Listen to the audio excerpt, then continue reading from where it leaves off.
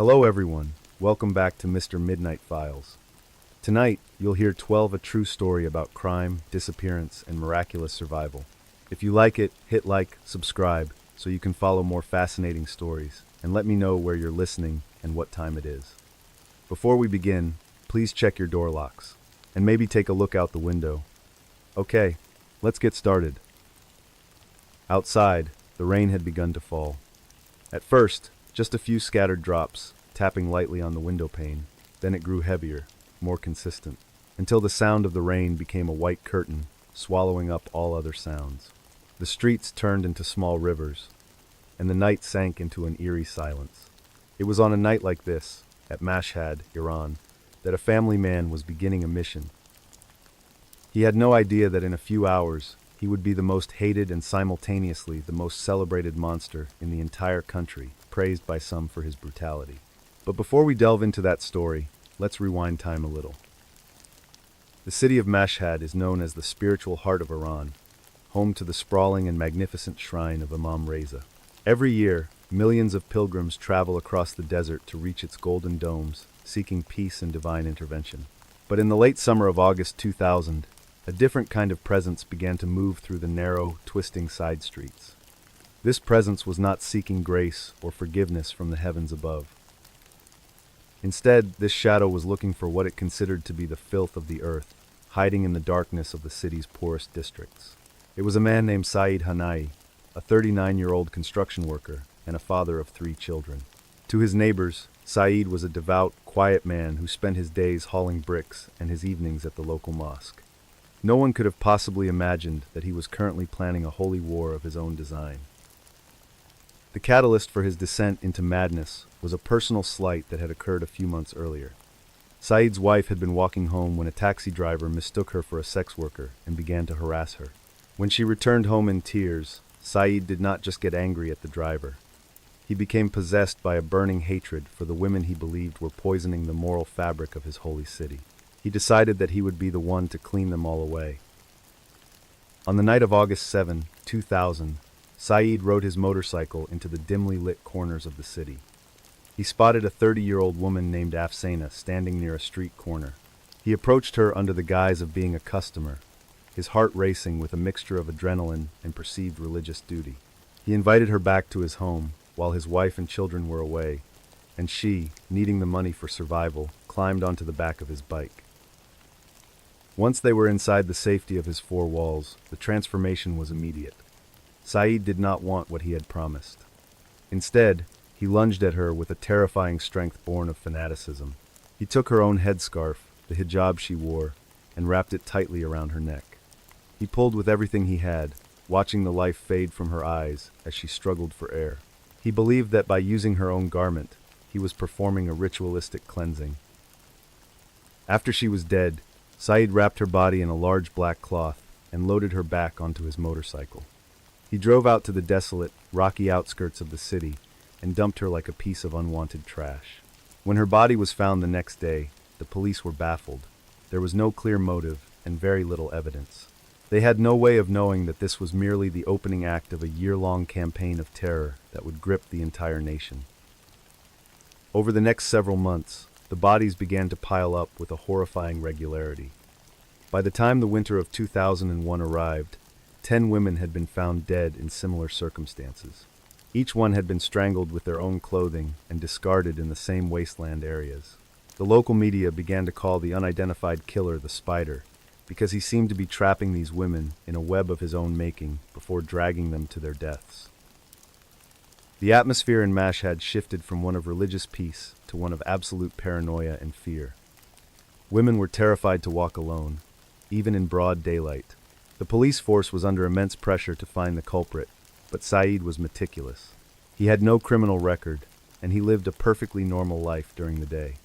He was a ghost, a man who could disappear into a crowd of worshippers at the shrine without anyone ever suspecting his hands were stained. Saeed's confidence grew with every successful murder he committed.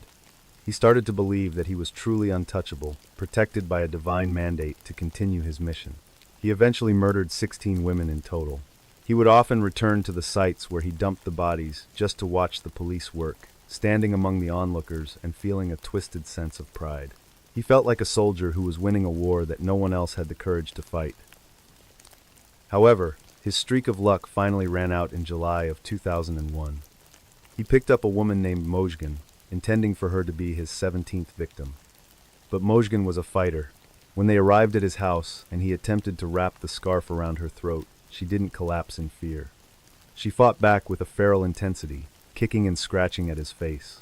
She managed to break free from his grip and sprinted out of the house into the night. Mojgan ran until her lungs burned, eventually finding a police station where she collapsed and told her story. She was able to provide a detailed description of the house and the man who had tried to kill her. The authorities moved quickly, raiding the residence and arresting Saeed Hanaei. When they searched his home, they found the belongings of several of the missing women.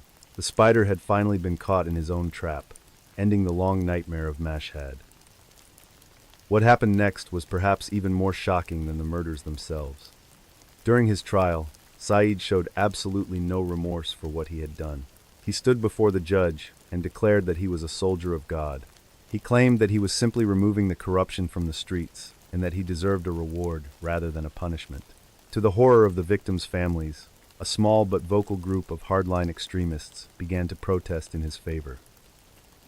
These supporters hailed him as a hero, calling him a man of principle who was doing the work that the government was too weak to perform. It was a terrifying intersection of serial murder and religious fanaticism that divided the city. Despite the public outcry from some segments of society, the judicial system could not ignore the fact that he had brutally taken 16 lives. Saeed was found guilty and sentenced to death for his crimes against the state and humanity. On the morning of April 17, 2002, Saeed Hanaei was led to the gallows inside the Mashhad prison. Even as the rope was placed around his neck, he remained defiant, reportedly surprised that he was actually going to be executed for his actions. He truly believed until the very last second that someone would step in to save him. But as the floor dropped away, the spider met the same silent end that he had forced upon so many innocent women. The legacy of the Spider Killer remains a dark stain on the history of the Holy City, a reminder of how easily hatred can be disguised as holiness. The families of the 16 women were left to pick up the pieces of their broken lives, forever haunted by the year that a monster lived among them. The case forced the country to look at the underlying issues of poverty and radicalism, though the scars of the year 2000 would take decades to even begin to fade. While the dust finally settled in the deserts of Iran, another mystery was just beginning to resurface thousands of miles away in the heart of the American Midwest. In a small town in Illinois, a dying woman was about to utter a sentence that would reopen a wound that had been festering for over 40 years, proving that the secrets of the past can never stay buried forever, no matter how much time has passed since the world moved on from the 1950s. The winter of 1957 had arrived early in the tiny hamlet of Sycamore, Illinois, coating the residential sidewalks in a thick, crunchy layer of frost.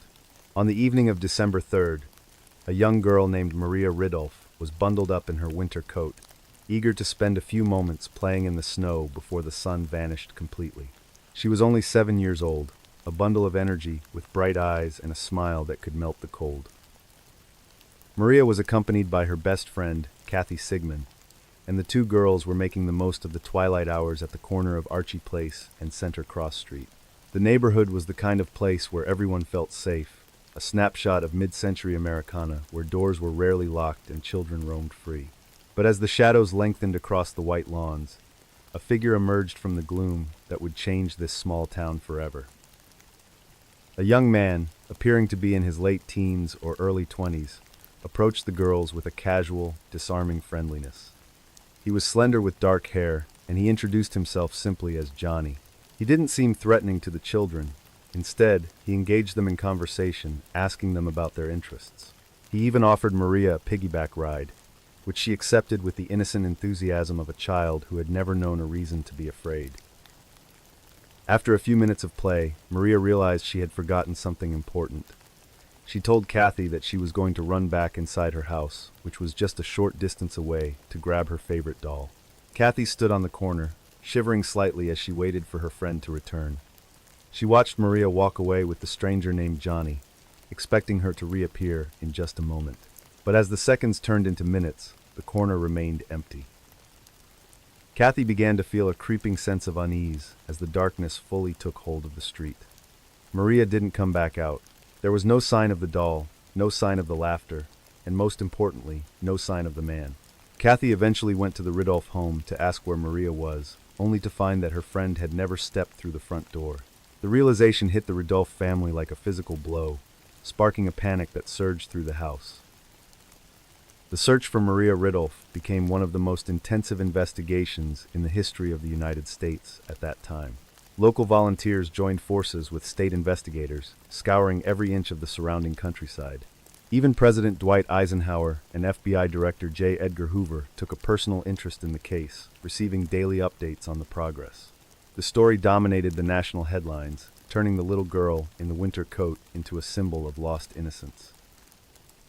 Despite the massive effort and the thousands of man-hours poured into the hunt, the trail went cold almost immediately.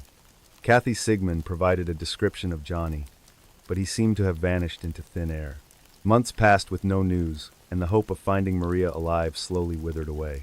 It wasn't until April of 1958, when the spring thaw began, that a couple searching for mushrooms in a wooded area in Joe Daviess County found the remains. Maria had been discarded in a remote area over 90 miles away from her home. The discovery brought a grim closure to the search, but it provided very few answers as to who had committed such an atrocity. The investigators were haunted by the lack of physical evidence, and as the years turned into decades, the case of Maria Ridulph was tucked away into the dusty archives of unsolved crimes. It became a ghost story that the people of Sycamore told in hushed tones. 43 years passed. The world moved on, the town changed, and the people who remembered that snowy night grew old. But in the year 2000, inside a sterile hospital room, the past was about to come screaming back into the present. An elderly woman named Janet Tessier was lying in her bed, her body ravaged by cancer, and her breath coming in shallow, ragged gasps. She knew that her time on this earth was measured in hours, not days. Janet called her daughters to her bedside, her eyes wide with a sudden, frantic clarity. She had carried a burden for nearly half a century, a secret that had eaten away at her soul like acid. With her final strength, she whispered a sentence that would shatter her family's reality. She told them that her brother, a man named Jack, was responsible for what had happened to that little girl in Sycamore. She said, "Those two little girls. Johnny did it. He did it." The daughters were stunned into silence. They knew their brother as Jack McCullough, but they also knew that in his youth, he had gone by the name John. The confession was vague, but the conviction in their mother's voice was undeniable. After Janet passed away, the daughters could not shake the image of her terrified face. They began to dig into their family history, looking for anything that could link their brother to the tragedy that had occurred in 1957. They discovered that on the night Maria disappeared, Jack had been in the area. He had later joined the military and changed his name, moving away to lead a completely different life in Washington state. The daughters eventually contacted the authorities, presenting them with the deathbed testimony of their mother. This revelation set off a chain reaction, prompting investigators to pull the old, yellowed files of the Ridulph case out of storage for the first time in an era. The challenge was monumental. Most of the original witnesses were dead, and physical evidence had degraded over the span of 4 decades. However, the investigators found a renewed sense of purpose. They re-examined the old statements and focused on Jack's alibi from that night. He had claimed to be in Rockford, but new interviews with people from his past began to poke holes in his story. The web of lies he had woven around himself began to unravel. In July of 2011, the authorities finally made their move. Jack McCullough, now an old man living a quiet life, was arrested and charged with the murder of Maria Ridulph. The news sent shockwaves through the country, as it appeared that the oldest cold case in American history was finally going to be solved. The trial was a somber affair, filled with the ghosts of 1957 and the emotional testimony of Maria's surviving siblings. In 2012, a judge found Jack McCullough guilty, sentencing him to life in prison. For a brief moment, it seemed like justice had been served, albeit decades too late. However, the story didn't end there. Years later, new evidence regarding Jack's phone records and his location on the night of the crime came to light, suggesting his original alibi might have been true. His conviction was eventually overturned, and he was released from prison. The case of Maria Ridulph remains a complex and tragic puzzle, a testament to the fact that time does not always bring clarity. The Deathbed Confession of Janet Tessier in the year 2000 reopened a wound that may never truly heal. It showed that even after 40 years of silence, the truth, or at least a version of it, can surface when someone is facing the end of their life. The mystery of the girl in the snow continues to linger in the Illinois air. While the families in the American Midwest were grappling with secrets kept for decades within the walls of a single home, an entire nation on the other side of the Atlantic was facing a very different kind of shadow. In the year 2000, the vibrant streets of Spain were being haunted by a group that operated not in secret whispers, but through the roar of explosions and the sudden, violent strike of the assassin, marking a year of unprecedented chaos. The dawn of the new millennium in the capital city of Madrid did not bring the sense of renewal that many had hoped for. Instead, the year 2000 began with a chilling announcement that echoed through the cobblestone corridors of the Spanish government buildings. The militant separatist organization, known as ETA, had officially declared an end to their 14-month ceasefire. This wasn't just a political statement, it was a promise of impending bloodshed that would stain the calendar. For decades, this group had fought a violent campaign for the independence of the Basque Country, but the year 2000 marked a pivot in their strategy that was particularly cruel. They adopted a philosophy they referred to as the socialization of suffering. This meant they were no longer just targeting high-ranking military officials or police officers. Now, every professor, journalist, and local politician who disagreed with their vision was a legitimate target for their wrath. The atmosphere in the city became heavy with an invisible tension, a collective holding of breath every time a car was parked in an unusual spot or a stranger lingered too long on a street corner. The residents of Madrid were used to political friction, but this was different. This was an era where the mundane act of starting your vehicle in the morning could result in a fireball that shattered the windows of an entire city block, leaving only scorched metal and ruin. In the middle of this escalating chaos lived a man named Ernest Luch. Ernest was a 62-year-old academic and a former health minister who was widely respected for his intellect and his deep commitment to peaceful dialogue. He was the kind of person who believed that even the most bitter enemies could find common ground if they just sat down and talked. He walked the streets of Barcelona and Madrid without a personal security detail, refusing to live his life in a cage. On the evening of November 21, 2000, Ernest drove his car into the parking garage of his apartment building after a long day of teaching at the university. He was likely thinking about his upcoming lectures, or perhaps what he would have for dinner. As he stepped out of his vehicle and reached for his bag, two men who had been waiting in the shadows moved with a practiced, lethal efficiency. They didn't want money. They wanted to send a message. Two shots rang out in the confined space of the garage, the sound amplified by the concrete walls. Ernest Luch collapsed beside his car, his life ending in the very place he should have felt most secure. The assassins fled into the night, leaving behind a void that would spark one of the largest outpourings of grief in modern Spanish history. They had killed a man of peace to prove their power, but in doing so, they had finally pushed the public to a breaking point. Just days after the murder, over 1 million people flooded the streets of Barcelona in a silent, massive protest that stretched as far as the eye could see. They held up their hands, painted entirely white, as a symbol of peace and a rejection of the violence that was tearing their country apart. It was a sea of humanity, standing against the shadows. This collective defiance signaled to the militants that their strategy of fear was no longer working on the populace.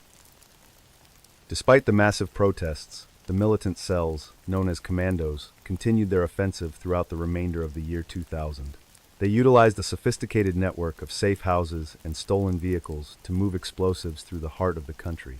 The police were in a constant race against time, trying to intercept coded messages and track down the sources of the industrial-grade chemicals being used to manufacture their deadly improvised devices. One of the most terrifying aspects of this period was the sheer unpredictability of the strikes. A car bomb would detonate in a crowded residential area in May, followed by a targeted shooting in a quiet cafe in July. The year 2000 saw dozens of lives cut short, leaving behind families shattered by a conflict they had nothing to do with. The city of Madrid was a battlefield where the front lines were, the very sidewalks where people walked their dogs. The security forces eventually caught a break when they managed to infiltrate one of the major logistics hubs of the organization. This led to a series of high-profile arrests that took several key bomb makers off the streets, but the damage to the national psyche was already done. The year 2000 was etched into the memory of the Spanish people as a time when the simple act of having an opinion could be a death sentence delivered by a masked stranger. As the authorities worked to dismantle the terrorist cells in Europe, a very different kind of horror was unfolding in the bustling, neon-lit landscape of Hong Kong.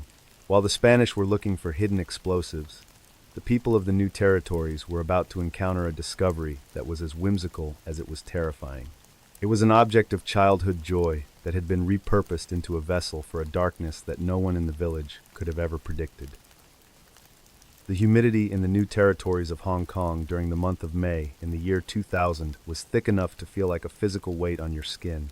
In the small, quiet village of Tai Po, the residents were used to the slow pace of life, far removed from the gleaming skyscrapers and the frantic energy of the central business district.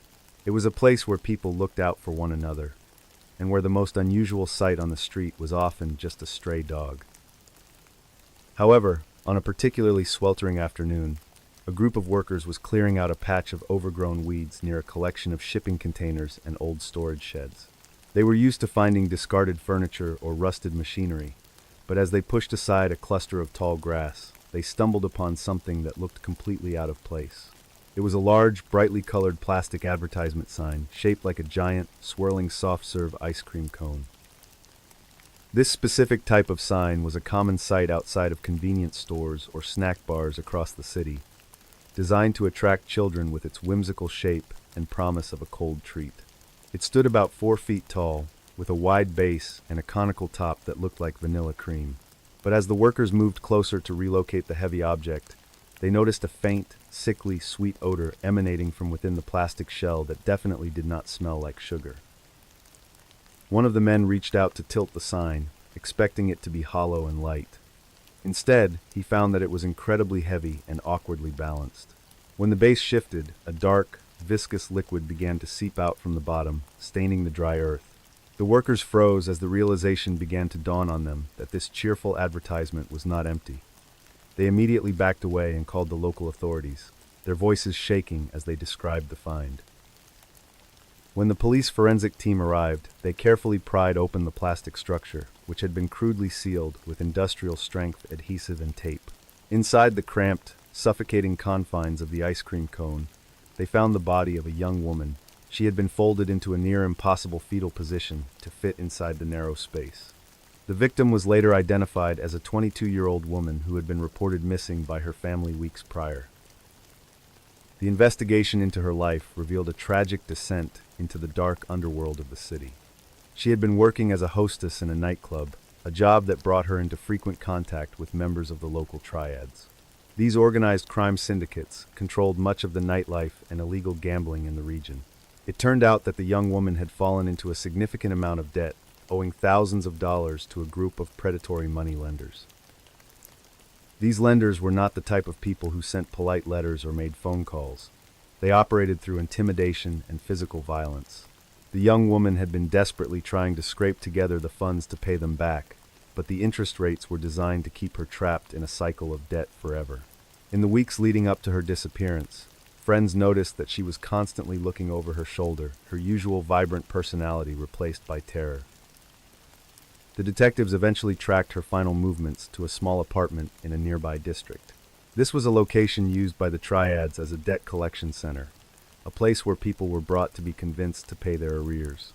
Inside the unit, investigators found traces of a struggle and forensic evidence that suggested a violent encounter had taken place. It became clear that the situation had escalated far beyond a simple interrogation or a warning. The medical examiner determined that the cause of death was manual strangulation. The young woman had been killed during a heated argument over the money she owed. Her attackers, realizing they now had a corpse on their hands, needed a way to transport the body out of the building without attracting attention.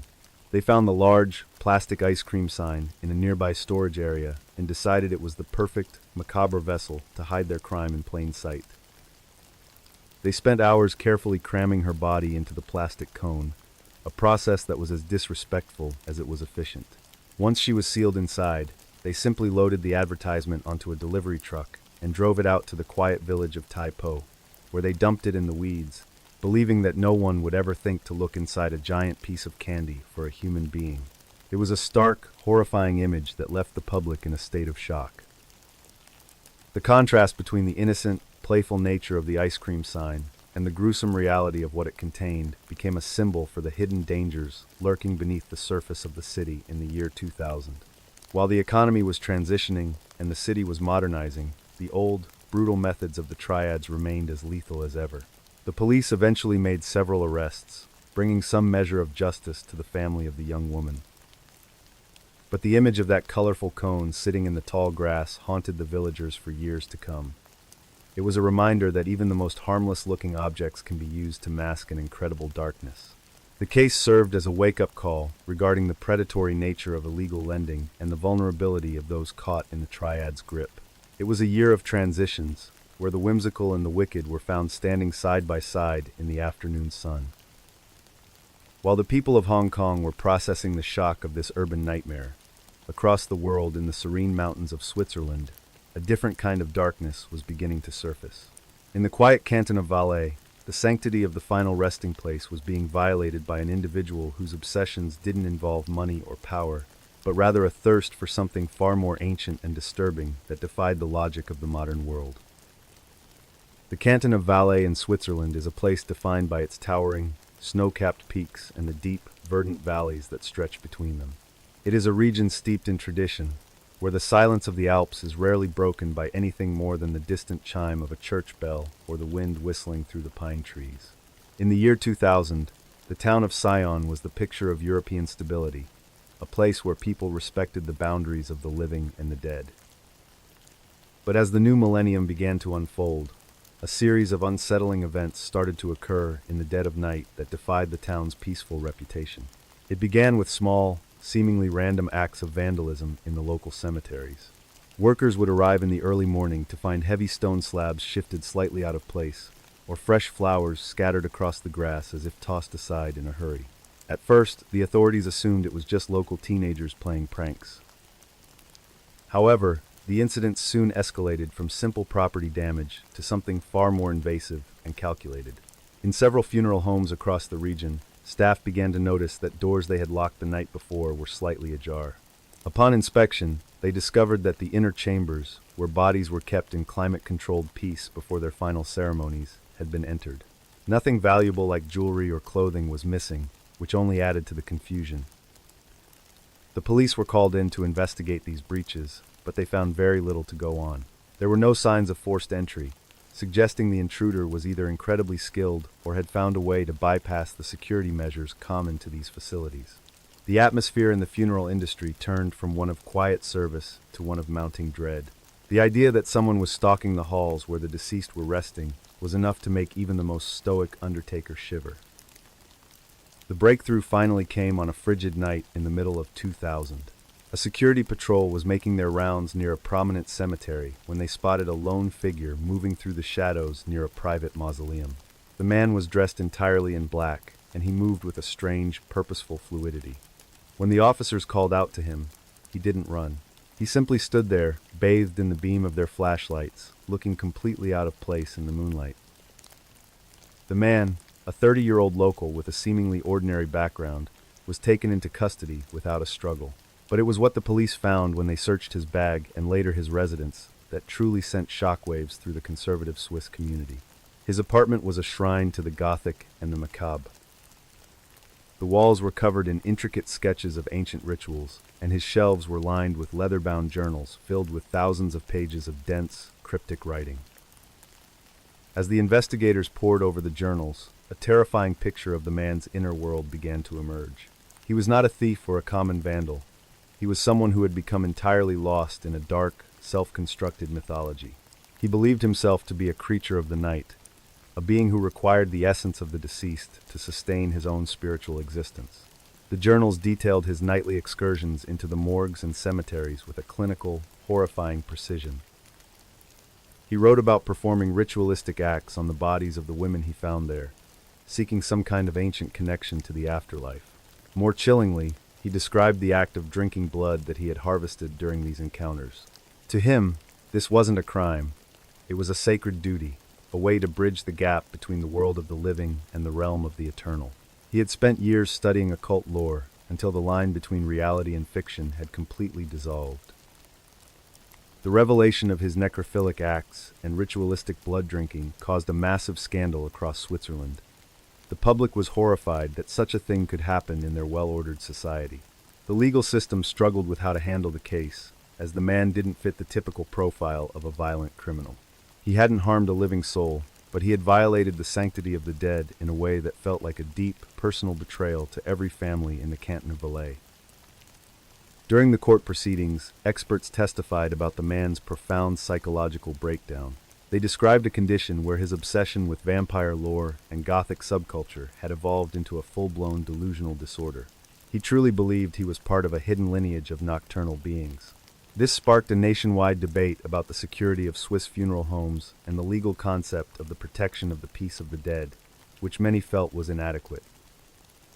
The man was eventually sent to a high-security psychiatric facility, where he could receive the intensive treatment he clearly needed.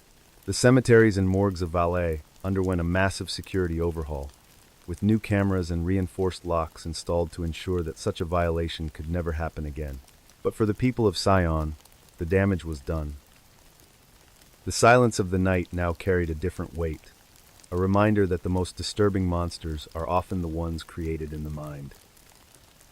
The Vampire of Valais became a cautionary tale about the dangers of unchecked obsession and the fragile nature of the human psyche when it is untethered from reality. While the Swiss mountains returned to their quiet slumber, the year 2000 had one more urban nightmare to reveal. Halfway across the world, in the deep, subterranean tunnels of a massive metropolis, a different kind of phantom was waiting for the morning rush hour to begin his own silent, terrifying campaign. The subterranean labyrinth of the Moscow transit system is a world of its own, a place where the grandeur of Soviet architecture meets the frantic pace of modern life. In the winter of 2000, as the temperature above ground plummeted to -20 degrees, millions of commuters descended into these marble halls to escape the biting wind. They moved like a slow, heavy tide, bundled in thick furs and heavy wool coats that obscured their individual shapes. Inside the deep stations, the air was a mix of damp ozone, stale cigarette smoke, and the collective breath of thousands. The trains would scream out of the tunnels every 90 seconds, their metal wheels screeching against the tracks in a way that drowned out all conversation. It was a place where people lived shoulder to shoulder, but never made eye contact. In this environment of forced intimacy and total anonymity, a phantom began to move among the masses. It started in late January when a young woman named Svetlana reached her office after a long commute on the Circle Line. As she unbuttoned her expensive sheepskin jacket, she noticed something felt wrong. When she pulled the garment off, she gasped in shock. The back of her coat had been sliced open with surgical precision. A long, clean horizontal slit ran from one shoulder blade to the other, as if a razor had effortlessly glided through the heavy hide. Svetlana felt a sudden sting on her back and reached behind her, her fingers coming away stained with a bright, wet scarlet. She hadn't felt a thing while she was standing on the packed train, wedged between dozens of other bodies. The thickness of her winter clothing and the sheer numbness from the outdoor cold had masked the sensation of a blade parting her skin. She was the first known victim of what would soon become a citywide epidemic of terror. Within weeks, reports began to flood the local militia offices from all corners of the metropolitan area. Women of all ages were arriving at their destinations, only to find their clothing shredded and their flesh wounded. The attacker, dubbed the Metro Slasher by the frantic local tabloids, was a master of the crowded environment. He didn't strike in dark alleys or empty hallways.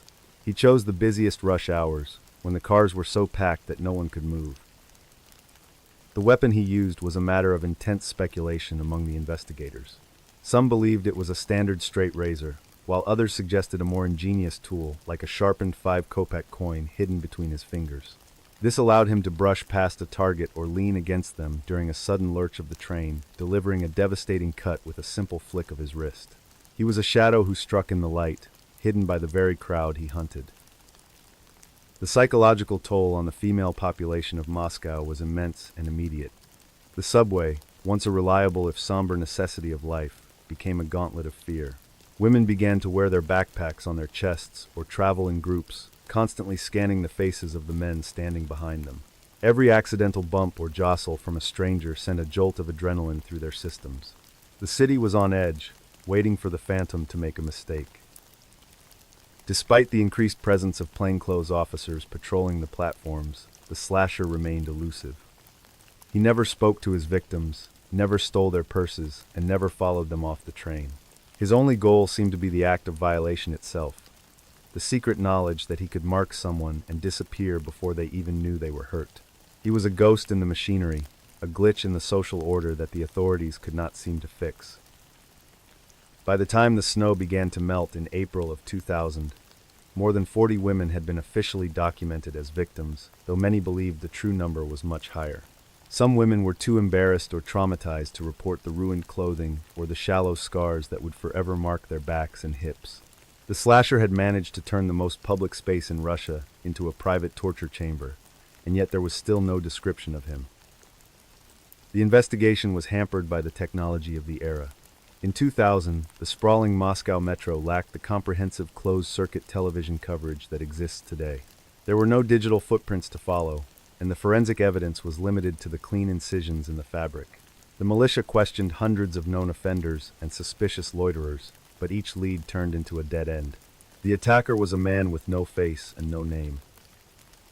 As the months passed, the frequency of the attacks began to taper off as mysteriously as they had begun. Some theorized that the perpetrator had moved away, been arrested for an unrelated crime, or perhaps simply lost interest in his twisted game. But the legend of the man with the razor lived on in the whispers of commuters. He became a modern urban myth, a personification of the dangers inherent in the crushing weight of a city with 10 million inhabitants. The case of the Moscow Metro slasher remains one of the most haunting unsolved mysteries of the post-Soviet era. It serves as a reminder that even in the most crowded places on Earth, we are often completely alone and vulnerable to the whims of those who walk beside us. The phantom of the tunnels was never identified, leaving a generation of women to forever wonder if the man standing behind them on the morning commute might be carrying a hidden blade. While the women of Moscow were looking over their shoulders in the subterranean gloom, another mystery of identity and violence was surfacing in the sun-drenched canals of Florida. In the summer of 2000, a discovery was made in the water that defied all traditional methods of identification. It was a crime calculated to erase a person's history entirely, involving a level of clinical brutality that suggested the work of a professional who knew exactly how to hide. The tropical heat of South Florida in June of the year 2000 was a stifling, oppressive force that seemed to vibrate off the emerald surface of the inland waterways. In the outskirts of Miami, where the manicured lawns of suburban developments give way to the wild, untamed tangle of the Everglades, a series of drainage canals crisscross the landscape. These brackish channels are usually home to nothing more than slow-moving manatees or the occasional alligator lurking in the shadows. On a Tuesday afternoon, a local resident was navigating a small motorboat through a secluded stretch of the Snapper Creek Canal. The sun was at its zenith, baking the surrounding limestone banks and making the air thick with the scent of damp vegetation and salt. As the boat rounded a gentle bend, the man spotted an object bobbing sluggishly in the wake of a passing barge. At first, he assumed it was just a discarded mannequin or a large piece of driftwood caught in the reeds. As the boat drew closer, the true nature of the object became sickeningly apparent. It was the torso of a woman, floating face down in the murky water. The witness immediately steered away, his stomach churning as he reached for his cellular phone to alert the Miami-Dade authorities. Within the hour, the quiet waterway was transformed into a bustling crime scene, with yellow tape stretched across the mangroves and divers preparing to enter the dark, sediment-heavy depths below. When the medical examiners finally recovered the remains, they were met with a sight that disturbed even the most veteran investigators on the scene. The victim was a woman in her late 20s or early 30s, but her most defining characteristic was what was missing. Both of her hands had been removed at the wrist, with a level of surgical precision that suggested the use of a professional bone saw or a high-end scalpel. There were no jagged edges or signs of a struggle. The removal of hands is a classic tactic used by professional criminal organizations to stymie the identification process. Without fingerprints, the investigators were unable to run the victim through the national automated databases that had become the backbone of modern forensic science in the year 2000. The killer had deliberately stripped the woman of her unique biological signature, turning her into a nameless Jane Doe before discarding her like a piece of evidence. The lead detective on the case, a man who had spent years tracking the movements of the various narcotics cartels operating out of the Florida coast, immediately suspected a professional hit. This wasn't the work of a disorganized street criminal or a panicked lover. This was a message, a calculated act of violence intended to demonstrate both power and a total lack of empathy. The canal was a graveyard for those who crossed the wrong people in the booming illegal drug trade. An even more horrifying detail emerged during the subsequent autopsy at the county morgue. The forensic pathologist discovered that the amputations had likely occurred while the woman was still alive. There were signs of physiological reaction in the tissue that indicated her heart was still beating when the blades did their work. The killer hadn't just wanted to hide her identity. They had wanted her to experience the terror and agony of the mutilation before the very end. This revelation shifted the investigation from a standard homicide to a hunt for a sadistic professional. The detectives scoured the missing persons reports from across the Tri-County area, looking for any woman who fit the physical profile of the victim. They checked dental records and examined the unique scarring on her body, but every lead seemed to vanish into the humid Florida air. It was as if she had never existed before. She was pulled from the brackish waters of the creek. The investigation was further complicated by the sheer volume of transient populations moving through Miami in 2000. The city was a hub for international travel and trade, a place where people arrived and disappeared every single day without leaving a trace. Detectives began to look into the possibility that the woman was an overseas courier or a family member of a rival cartel member who had been kidnapped as a form of leverage in a high-stakes negotiation. For months, the case remained at the top of the local news cycle, but as the year 2000 drew to a close, the lack of a name began to drain the momentum from the hunt. The Jane Doe was eventually buried in a numbered grave in a potter's field, her identity still a total mystery to the world.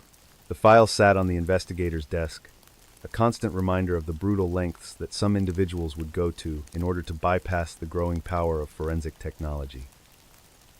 Years passed, and the case of the handless woman of the canal became a staple of Florida's unsolved lore.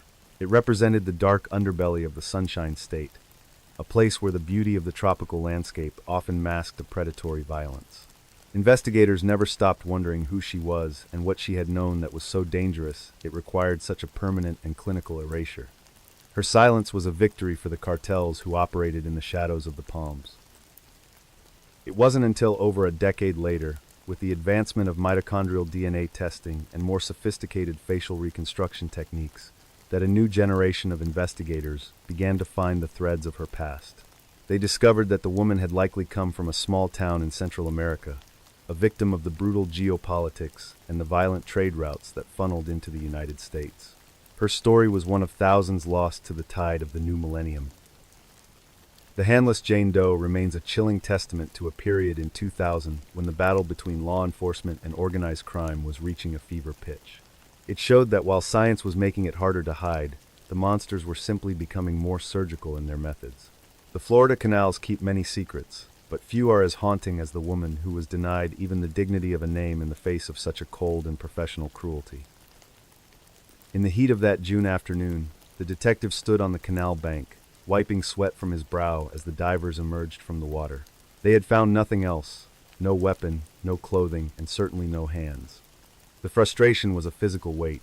In the year 2000, the city was still reeling from the waves of crime that had defined previous decades, and this latest discovery felt like a regression into the most lawless eras of South Florida history.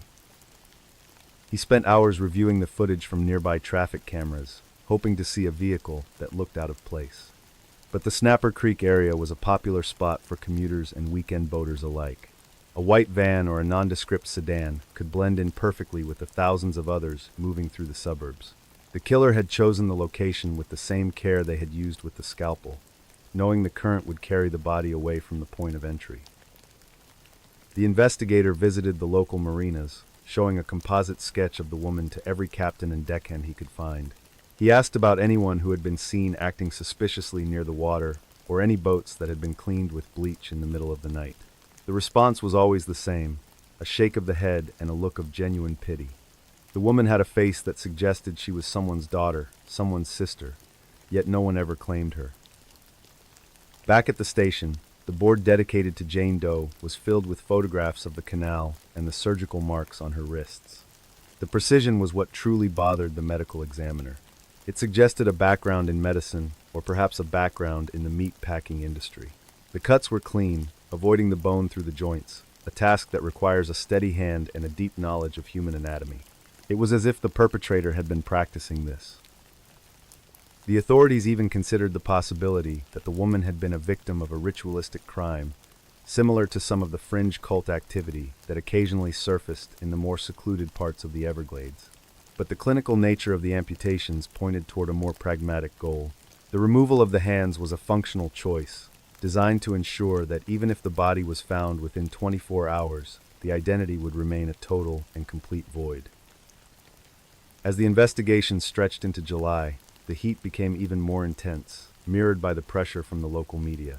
They wanted answers about the handless woman, and the lack of progress was being painted as a failure of the department. The lead detective felt the sting of these reports, knowing that without a name, he was essentially chasing a ghost through a tropical storm. He began to sleep at his desk, surrounded by the silence of the woman who couldn't speak. He thought about the final moments of her life, the terror she must have felt as she realized what was happening. To be subjected to such a procedure, while still conscious, is a level of psychological and physical torture that is hard for the human mind to fully grasp. The perpetrator hadn't just killed her, they had dismantled her. This realization drove the detective to keep searching long after the department had officially labeled the case as a cold file in the archives.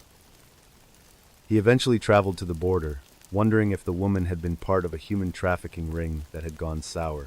In the year 2000, the routes between the Caribbean and Florida were more active than ever, with people seeking a new life only to find themselves trapped in a different kind of nightmare. He spoke with federal agents and reviewed manifest lists, but the nameless woman remained just that, a shadow in the records of a busy international port. The tragedy of the Florida Jane Doe is not just in her death, but in the decade of anonymity that followed. It highlights the vulnerability of those who exist on the margins of society, the people whose disappearance doesn't immediately trigger an alarm. In a year that was supposed to be about the future and the wonders of the new millennium, this case was a brutal reminder of the ancient, primal cruelty that still thrives in the dark corners of the modern world. Eventually, the sun set on the investigation, and the files were moved to a storage facility in the outskirts of the city. The canal returned to its natural state, the water continuing its slow, indifferent crawl toward the ocean. The mangroves grew over the spot where the divers had stood, and the memory of the handless woman faded from the public consciousness. But for those who were there, the image of the clean, surgical wrists would never truly disappear from their minds. The woman's story is a fragment of a much larger mosaic of violence that defined the year 2000. From the streets of Moscow to the mountains of Switzerland, the world was revealing its capacity for the strange and the dark. And as the investigation in Miami reached a permanent standstill, the attention of the international community was about to be pulled toward the United Kingdom, where a very different kind of predatory behavior was coming to light in a house. While the detectives in Florida were navigating the murky waters of cartel violence and unidentified remains, a different kind of horror was being uncovered in a quiet residential street in northern England. In the town of Newcastle, the facade of a respectable family home was about to be stripped away to reveal a house of horrors where the cruelty was not professional or cold, but deeply personal and hidden behind the shield of a supposed religious guardianship. The city of Newcastle, upon Tyne in northeast England, is a place built on the grit of the coal industry and the strength of the great iron bridges that span the dark river. It is a town of brick row houses and winding cobblestone alleys, where the morning fog often rolls in from the North Sea, wrapping the streets in a damp, gray blanket. In the late 1990s, this was a community that prided itself on its resilience and its close-knit, friendly neighborhoods. Inside a leafy, respectable suburb of this industrial city lived a man who seemed to embody the very best of British charitable spirit. Christopher Spry was a middle-aged man with a stern but seemingly kind demeanor, who had dedicated his life to caring for children that the rest of the world had forgotten. He was a foster parent, a guardian who had taken in dozens of young souls over the years, providing them with what appeared to be a stable and religious home. To the outside world, the Spry household was a model of discipline and Christian values. Neighbors would see the children dressed neatly, walking in a straight line behind Christopher on their way to the local services. He was respected by the social workers who visited the home, as he always seemed to have a firm handle on the challenges of raising troubled youth. But as the year 2000 approached, the facade of the happy foster home began to crack. Deep inside the house, away from the prying eyes of the neighbors and the occasional inspections, a regime of terror was being enforced that felt more like a dungeon from the dark ages than a modern residence. Christopher Spry was not a savior. He was a master of psychological and physical dominance. He viewed the children not as individuals to be loved, but as subjects to be broken and rebuilt according to his own twisted and sadistic vision of morality. The punishments he devised were so bizarre and cruel that they almost defied belief. One of his most frequent methods of torture involved the use of common household table salt. If a child committed even the smallest infraction, such as speaking without permission or failing to finish a meal, Spry would force them to consume massive quantities of the white granules. He would stand over them for hours, making them swallow spoonful after spoonful until they were sick. The physical impact of this salt torture was devastating. The children would suffer from extreme dehydration, their tongues swelling, and their bodies becoming racked with tremors as the sodium levels in their blood reached dangerous, life-threatening heights. It was a slow, agonizing process designed to instill a total sense of helplessness. They learned to fear the sight of the blue canister in the pantry more than any fist or belt, knowing the burning it would cause. But the salt was only the beginning of the horrors hidden within the walls of the Tyneside house. Spry had constructed a series of specialized tools for the sole purpose of inflicting pain. One of the most terrifying was a standard wooden cricket bat that he had modified by driving dozens of sharp metal nails through the surface.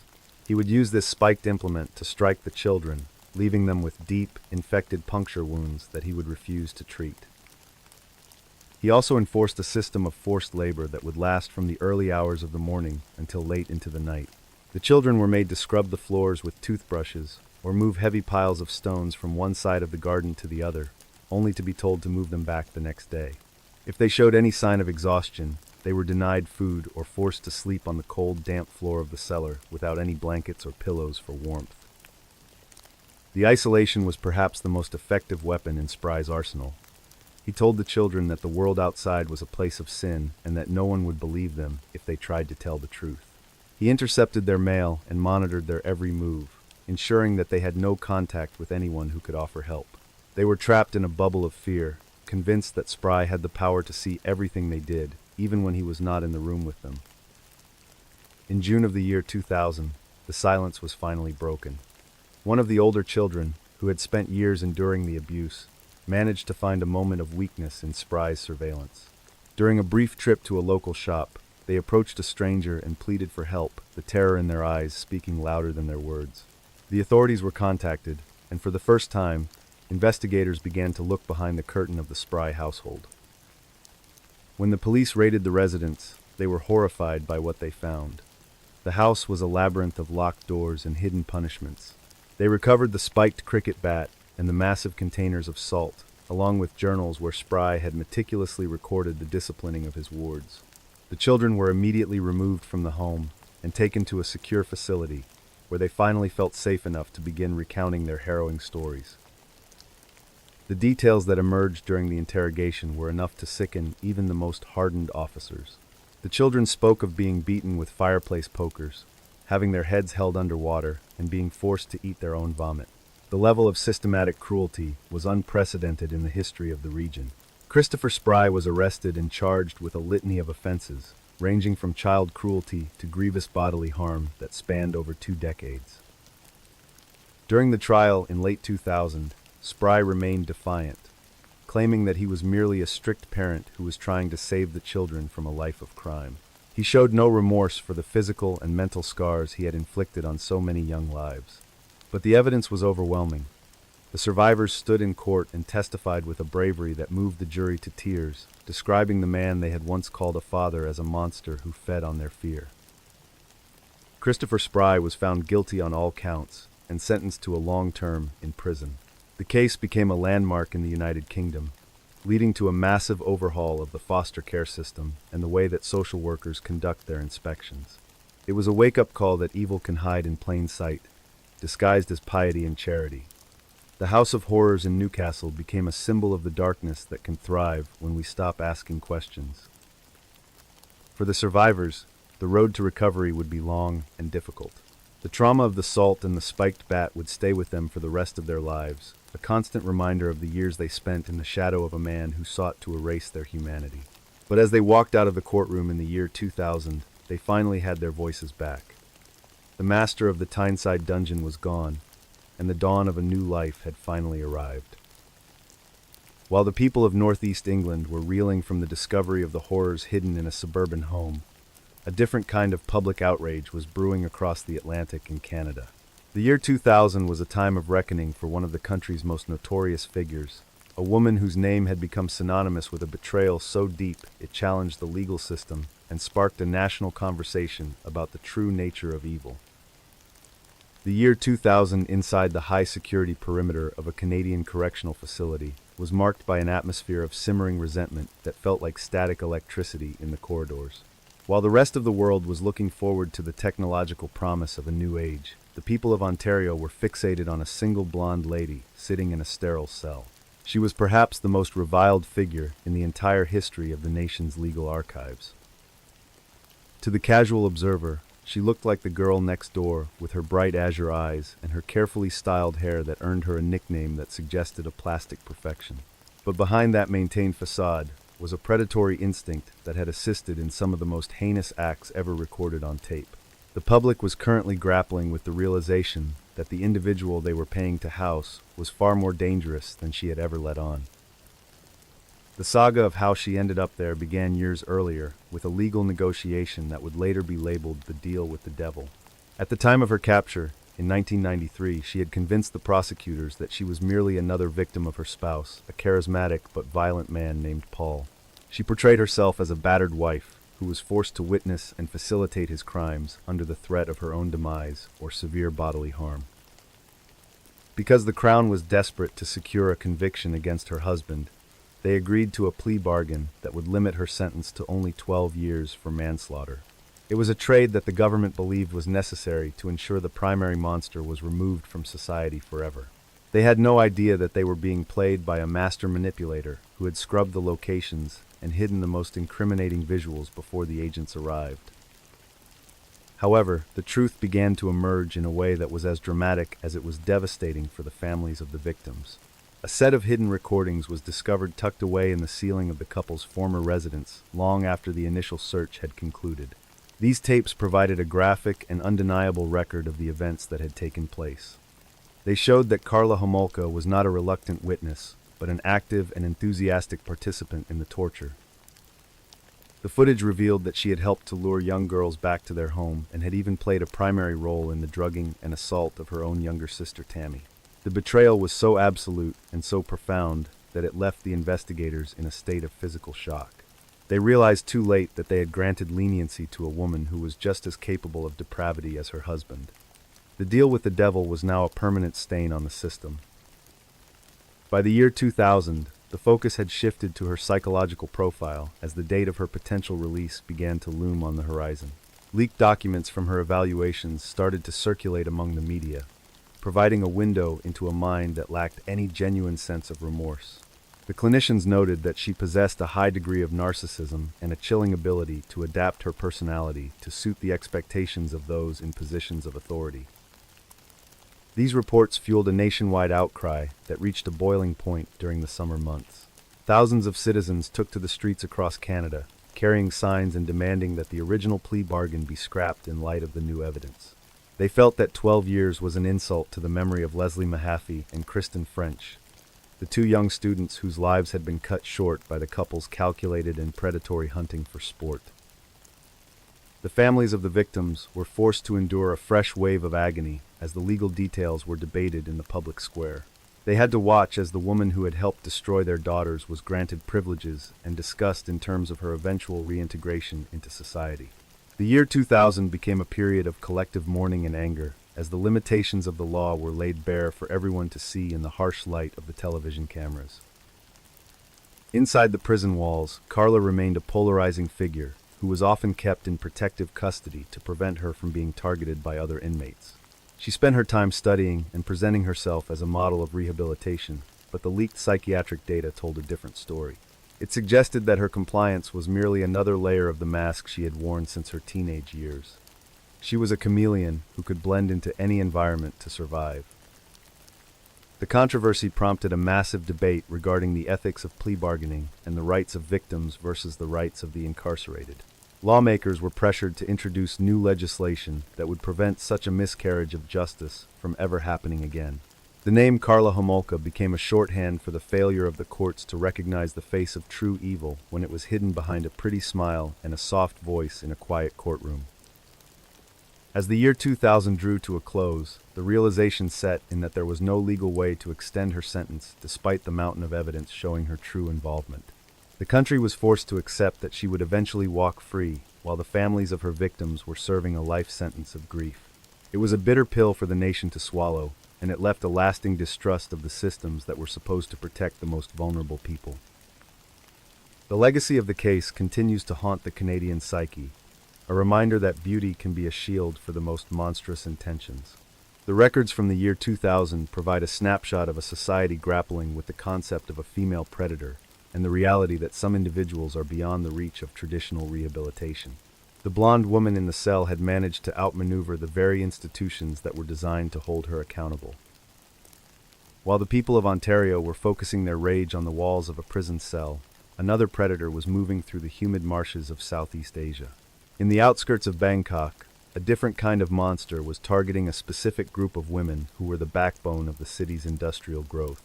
This individual did not use the legal system or high-profile lawyers to hide his crimes. Instead, he relied on the indifference and the shadows of the swamp. In the month of July, in the year 2000, the quiet landscape of Pathum Thani was about to become the center of an investigation that would expose the vulnerability of the female workforce.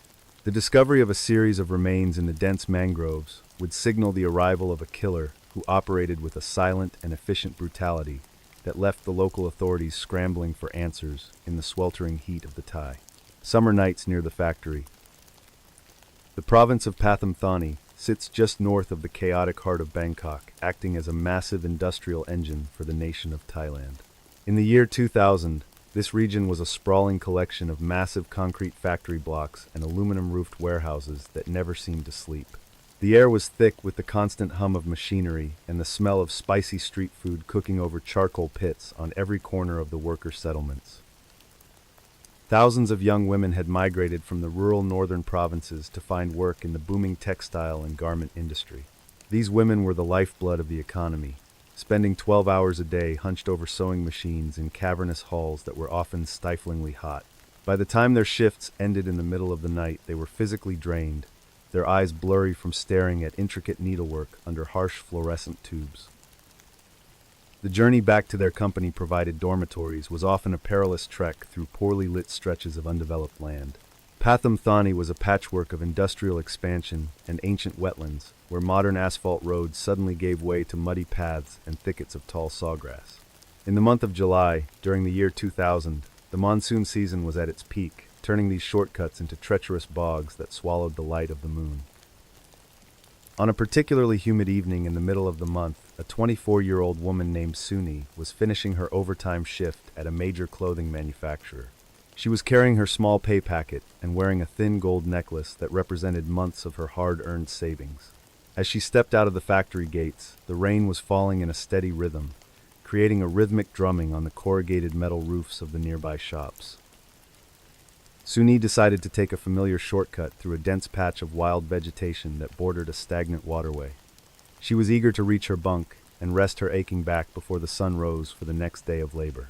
The only sounds were the deafening chorus of cicadas and the occasional splash of a frog in the dark water.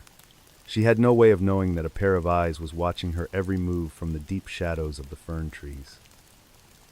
As she reached the center of the thicket, the atmosphere suddenly changed, becoming unnervingly still. Suni felt a prickle of intuition on the back of her neck and quickened her pace, her plastic sandals slipping on the wet clay. Before she could react, a powerful figure lunged from the brush with a speed that left her no time to scream. A thick wire was looped around her throat and pulled tight, cutting off her oxygen in a matter of heartbeats. The attacker dragged her body deep into the marshy undergrowth, away from the path where any late-night travelers might pass. He was a man who lived on the fringes of this industrial society, a drifter who had spent weeks studying the patterns of the factory workers. He knew exactly when the shifts changed and which paths offered the most seclusion for his predatory impulses. He systematically stripped Suni of her jewelry and her small bag of cash. The next morning, a group of workers heading to the early shift spotted a colorful scrap of fabric snagged on a thorn bush. When they went to investigate, they discovered Suni's remains partially submerged in the muddy water of the wetlands. The local lawmen were summoned to the scene, but the heavy monsoon rains had washed away most of the physical evidence, leaving them with very little to go on in their search for the person responsible. Within the next 2 weeks, 2 more women were found in similar locations within a 5-mile radius of the industrial parks. Both victims were garment workers who had been strangled and robbed while returning to their dormitories in the early hours of the morning. The city of Pathum Thani was suddenly gripped by a wave of collective terror that threatened to halt the production lines. The women refused to walk alone, moving in large groups for safety. The local inspectors were under immense pressure from the factory owners to catch the individual they were calling the monster of the mangroves. They began to deploy undercover agents to stake out the most dangerous shortcuts, hidden among the tall grass with night vision equipment. They also started questioning the thousands of migrant laborers and temporary residents who lived in the makeshift housing projects that surrounded the manufacturing zone. The breakthrough occurred when a pawn shop owner in a neighboring district contacted the investigators about a man who was trying to sell a unique gold necklace at a very low price. The jeweler noticed that the man seemed nervous and had fresh scratches on his forearms that looked like they had been made by fingernails or thorns. The detectives moved in quickly and apprehended the suspect, a 38-year-old unemployed laborer named Sampong. When they searched the small shack where Sampong was living, they found a collection of items that had belonged to the 3 missing women.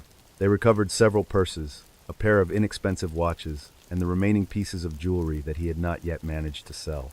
The evidence was undeniable, and under intense interrogation, the man began to reveal the true extent of his activities during that dark July in the year 2000.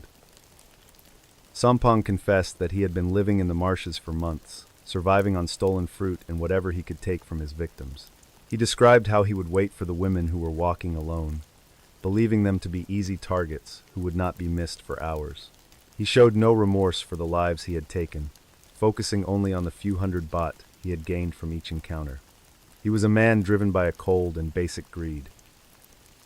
The trial was a swift affair that highlighted the desperate need for better infrastructure and security in the industrial belts of Thailand.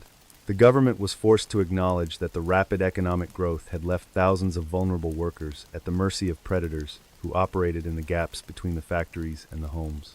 Sampong was sentenced to the maximum penalty allowed by law, ending his reign of terror over the wetlands.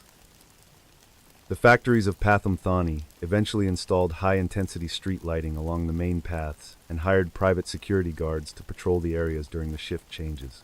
The women who worked the machines felt a cautious sense of relief, but the memory of that summer remained etched into the landscape. The thickets and marshes that once felt like a natural sanctuary now carried a permanent association with the monster who had hidden there. For the families of the victims who had sent their daughters away to earn a better life, the tragedy was a devastating blow that could never be repaired by a court verdict. They were left with the knowledge that their loved ones had died in a place of cold, concrete, and mud, far from the peaceful villages of the north. The year 2000 was supposed to be a time of prosperity for Thailand, but for many it was defined by a profound and sudden loss. As the industrial noise of Pathum Thani continued to echo through the night, the focus of the investigators began to shift back toward the urban centers. While the monster of the marshes was behind bars, a different kind of obsession was brewing in the digital heart of the nation. In the high-tech corridors of Seoul, a new frontier of crime was emerging that didn't require a physical swamp or a thick wire to trap its victims in a web of fatal fixation. In the year 2000, the internet was just beginning to weave itself into the daily lives of the people in South Korea, creating a landscape where anonymity and proximity were being redefined. While the physical world was adjusting to the change, the psychological boundaries were being pushed to their breaking point. A young woman was about to find out that a digital connection could be just as lethal as a predator, waiting in the deep shadows of the marsh. The case of the woman known online as Hani would become a landmark in the history of the region, signaling the arrival of a new era of danger that transcended physical distance. It was a wake-up call for a society that was rapidly embracing the future without fully understanding the shadows that the new technology could cast. The transition from the mud of the Thai wetlands to the bright screens of the Korean capital was a journey into a different darkness. The local community in Pathum Thani began to organize their own volunteer patrols, arming themselves with sticks and flashlights to escort the workers home.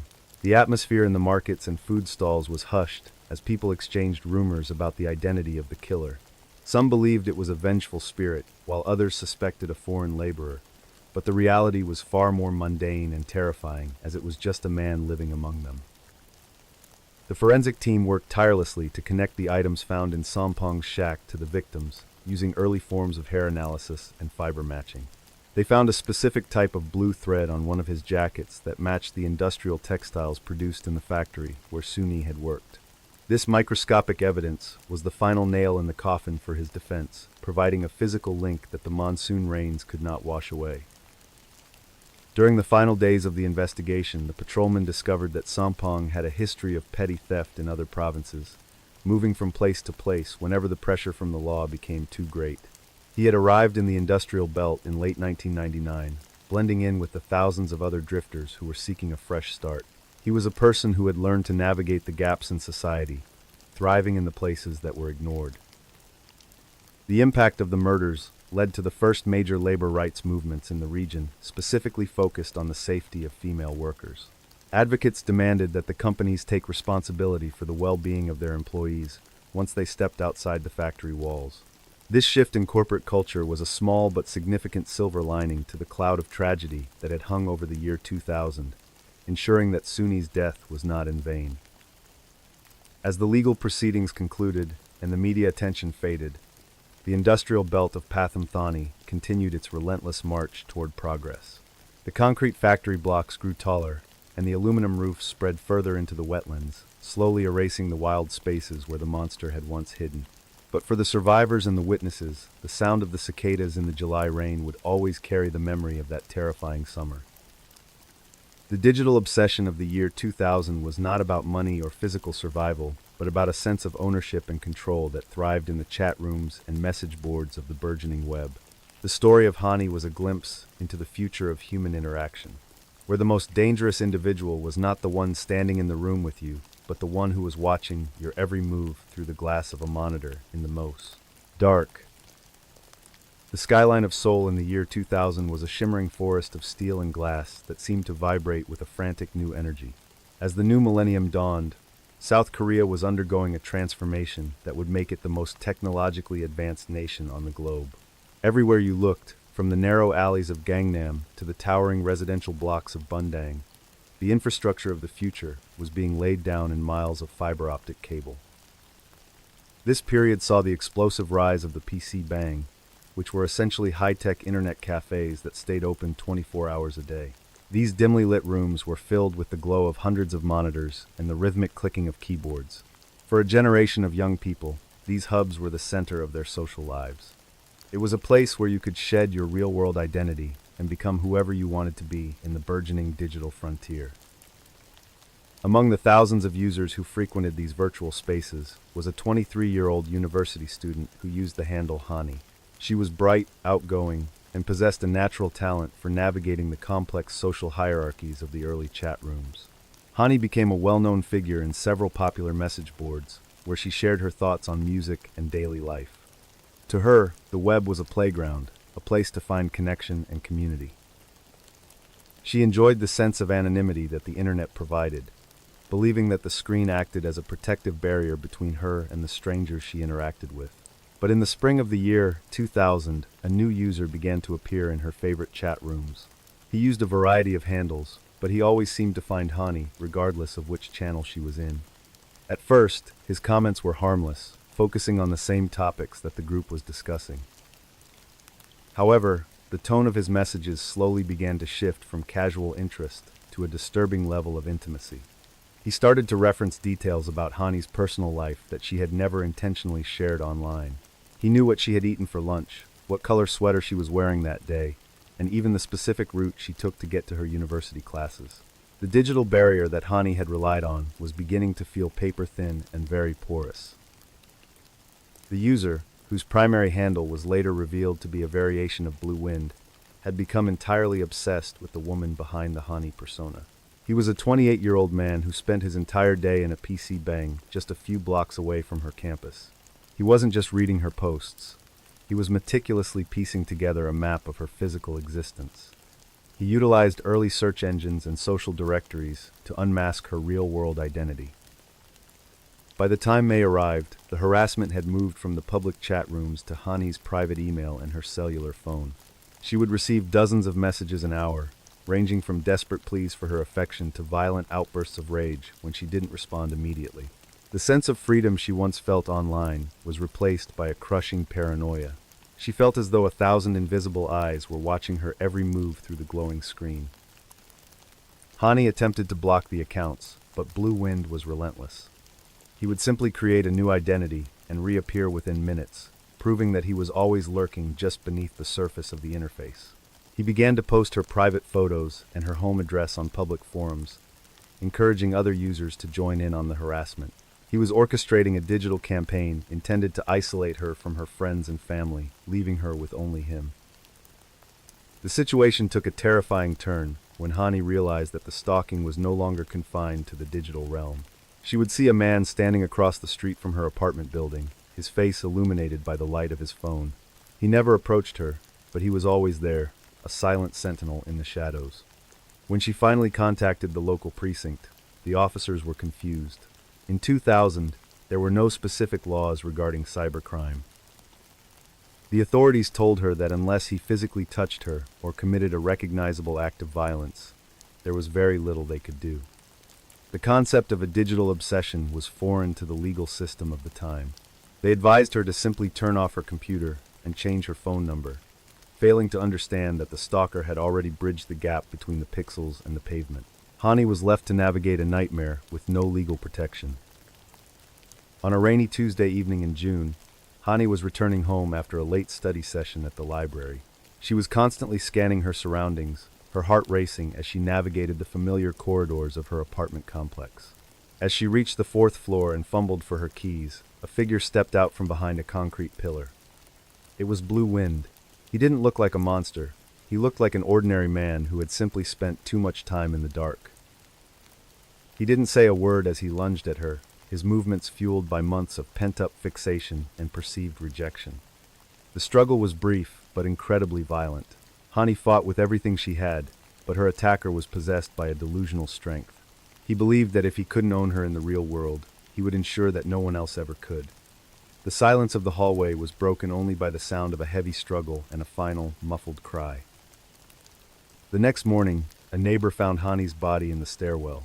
The news sent a shockwave through the city of Seoul, as it was one of the first high-profile cases where an online obsession had led directly to a physical murder. The police, now facing a massive public outcry, moved with a renewed sense of urgency. They contacted the Digital Forensics Unit, which was then a small and underfunded department, to begin tracing the electronic trail left by the killer. The investigators spent days poring over the logs of the PC bangs in the district, looking for the specific IP addresses that had been used to harass Hani. They found that Blue Wind had been operating out of a single station for nearly 18 hours a day. By cross-referencing the login times with the surveillance footage from the cafe, they were finally able to identify the man. His name was Kim, and he was found sitting at the same terminal just 3 days later. When the officers arrested him, Kim was in the middle of writing a final post on a message board, explaining his actions as a tragic love story. He seemed completely detached from the reality of the crime he had committed. To him, Hani was not a human being with a life and dreams. She was a character in a game that he had decided to end. His room was filled with printed copies of their chat logs, which he had organized into a series of binders like a script. The trial of Blue Wind was a watershed moment for the South Korean justice system. It highlighted the massive gap between the rapid technological advancement of the country and the slow evolution of its laws. The judge struggled to categorize the months of digital harassment, eventually focusing on the physical act of the murder itself. Kim was sentenced to life in prison, but the public remained unsatisfied with how the stalking had been handled by the police. The legacy of the Hanaei case led to the first major push for cyber-stalking legislation in Asia. The government realized that the internet had created a new category of vulnerability that required a specialized response. Within a year, new laws were passed that gave the authorities the power to intervene in cases of digital harassment before they escalated into physical violence. The anonymity of the web was no longer a shield for those who sought to cause harm. Hanaei's story became a cautionary tale for a generation that was increasingly living their lives online. It forced a conversation about privacy, digital footprints, and the hidden dangers of the connectivity that everyone had been so eager to embrace. The PC Bangs of Seoul began to implement new security measures, and the culture of the chat rooms became more vigilant. But for Hanaei's family, the progress was a cold comfort for the loss of a vibrant young woman. While the digital corridors of Seoul were being haunted by a phantom who used a modem as a weapon, the ancient streets of Bogotá were facing a very different kind of nightmare. In the year 2000, the capital of Colombia was a place where the lines between political warfare and personal madness were often blurred. A man was about to be captured who claimed to be an apostle, a person who found his victims not in chat rooms, but in the ruined shadows of a city. This individual did not care about the internet or the future of technology. He was focused on an ancient, bloody version of the world where he was the judge, jury, and executioner. He moved through the abandoned buildings and the no-go zones of the capital, leaving behind a trail of ritualistic death that was often overlooked because of the larger conflict consuming the nation. The Apostle of Death was about to show the world that some monsters are timeless. The capital of Colombia, Bogotá, is a sprawling metropolis perched high in the Andean Cordillera, where the thin air is often filled with the gray mist of the high-altitude Paramos. In the year 2000, the city was a place of extreme contrasts, where gleaming glass office towers overlooked crumbling colonial districts that had been reclaimed by the urban sprawl.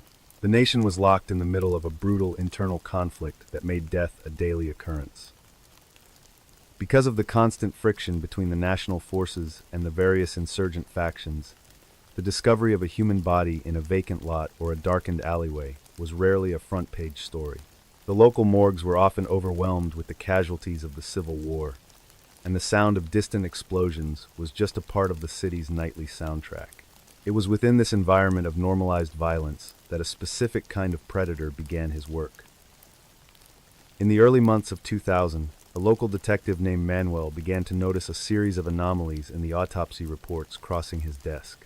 While the majority of the city's homicides were clearly related to the political struggle or the drug trade, a handful of cases stood out for their sheer eccentricity. These victims were not shot in a drive-by or caught in the crossfire of a malicious skirmish. Instead, they were found in the decaying remains of the city. One of the first cases that caught Manuel's attention was the discovery of a man found in the basement of an abandoned tenement building in the Santa Fe district. The victim had been tied to a wooden chair with heavy hemp rope, and his skin was covered in a series of intricate, shallow etchings that resembled ancient liturgical symbols. There was no sign of a struggle, and the crime scene was meticulously arranged, as if the perpetrator had performed a ritual. The detective found similar cases over the next several months, all located in the so-called no-go zones, where even the National Guard was hesitant to enter. These were the lawless pockets of Bogotá, where the displaced and the desperate lived in the ruins of the past. The victims were often the forgotten members of society, those whose absence would not immediately trigger a massive search. They were being picked off one by one in the shadows of the conflict. As Manuel delved deeper into the forensics, he discovered that the etchings on the skin were not random. They were specific icons associated with an archaic, twisted interpretation of purification. The killer was not just taking a life, he was attempting to sanctify his victims through pain. The detective began to suspect that they were looking for an individual who viewed himself as a savior of sorts, someone who was clearing the city of those he deemed unworthy. The break in the case came in September of 2000, when a young man managed to escape from one of these derelict buildings. He had been drugged and held captive for 2 days, but the effects of the sedative wore off earlier than the kidnapper expected. He fled into the streets and found a patrol car, his chest covered in the early stages of the ritualistic markings. He provided a description of a man who spoke in a soft, melodic voice about his divine mission. The survivor described the interior of the building as a makeshift cathedral, decorated with scraps of religious iconography and candles made from rendered animal fat. He said the man referred to himself as the Apostle and claimed that he had been chosen by a higher power to cleanse the city of its sins. This was not the work of a professional hitman or a political radical. This was a man who had completely retreated into a world of his own fanatical making. Manuel and his team utilized this information to narrow down the search to a specific cluster of abandoned properties near the city's historic center. They began a door-to-door sweep of the ruins, moving through rooms that were filled with the debris of decades of neglect. On a Tuesday evening, they reached a colonial-era mansion that had been stripped of its grandeur, its windows boarded up with rotting timber and its stone floors covered in a layer of thick soot. Inside the basement, they found a man who fit the description perfectly. He was kneeling in front of a wall covered in his own hand-drawn maps of the city, which were marked with the locations of his previous crimes. He didn't try to run or fight back. He simply looked up at the officers with a serene, terrifying smile and told them that they were too late to stop the transformation. He was a 34-year-old former theology student who had lost his mind. When the investigators searched the rest of the property, they found the remains of 7 more individuals hidden behind false walls and beneath the floorboards. The Apostle had been operating for nearly a year, using the fog of the Civil War to mask his specific brand of serial murder. He had chosen his victims based on a complex and delusional system of perceived morality, believing that by ending their lives in a ritualistic manner, he was saving their souls. The trial of the Apostle of Death in late 2000 was a somber and chilling affair that forced the city to confront the fact that monsters can thrive in the middle of a tragedy. The man showed no remorse, frequently interrupting the proceedings to preach to the gallery about the coming end of the world. He was eventually found to be criminally insane and was sentenced to an indefinite term in a maximum security psychiatric facility on the outskirts of Bogotá. The capture of the Apostle brought a small measure of peace to the families of the victims, but it also left the city with a lingering sense of unease. It was a reminder that while the country was focused on the large-scale violence of the war, a different kind of darkness was moving through the shadows, unnoticed and unchallenged. The abandoned buildings of the capital remained as silent witnesses to the year that a man tried to play God in the middle of a hell. As the year 2000 drew to a close, the nation of Colombia continued to grapple with its internal demons, but the specific terror of the ritualistic killer was finally over. The case became a part of the local lore, a story told in the cafes of Bogota about the man who lived in the ruins. It showed that even in a place where death is common, there are some acts of violence so strange and so dark that they can never truly be forgotten by the survivors. The detective Manuel eventually retired from the force, but he never forgot the image of the symbols etched into the skin of the victims. He spent his later years advocating for better protection for the displaced populations of the city, ensuring that the forgotten members of society were no longer left to the whims of the predators.